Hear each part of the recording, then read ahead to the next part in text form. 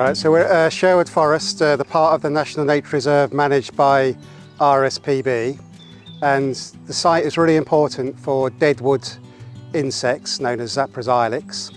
And because we've got sort of an age gap between our old trees and the next generation, and because they're not all evenly distributed across the site, we've been using a technique called veteranization, which is really a way of just speeding up time with tools so that we can get these deadwood features on trees so that there's continuity of habitat through time and across the site spatially as well. We're going to collect samples monthly over the summer in a range of veteranized trees, newly veteranized trees, and compile a list and see which techniques work and which techniques possibly don't work. So what we're doing today is we've got Adrian and Ed from MEC Ecology doing some vane trapping.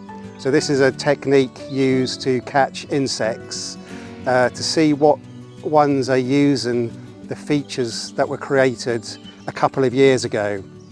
And we know from elsewhere that these veteranization technique does work, but we're helping to build the body of evidence here at Sherwood, and it's interesting for us to find which specific Sherwood specialist species are potentially using these techniques. So the traps were put out a month ago, and so they're going to be checked each month from now to about the start of October, and then they'll be analysed and we can see what's been used in the traps and hopefully gain this more evidence of what's used in the veterinised techniques. Invertebrates probably show you the health of this given ecosystem or the health of the given forest.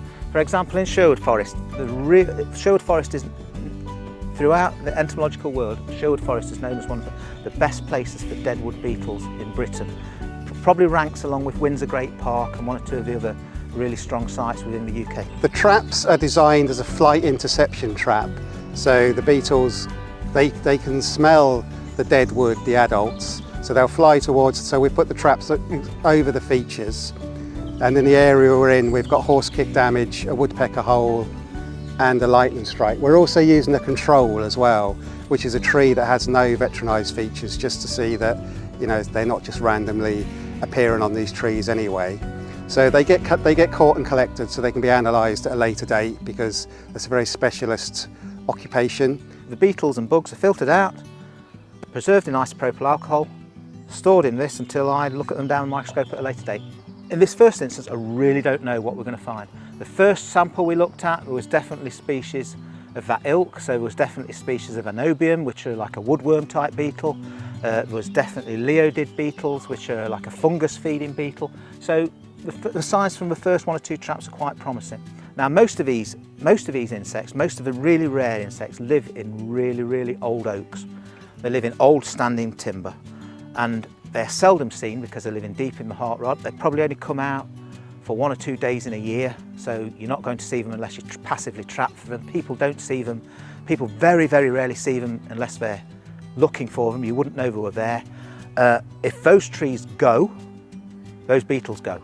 Veterinising new trees, I know they're quite young trees, but veterinising new trees might create an environment in 100, 200, 300 years' time which will replace these oaks, these large old oaks, which are naturally going to die when they reach the end of their lifespan.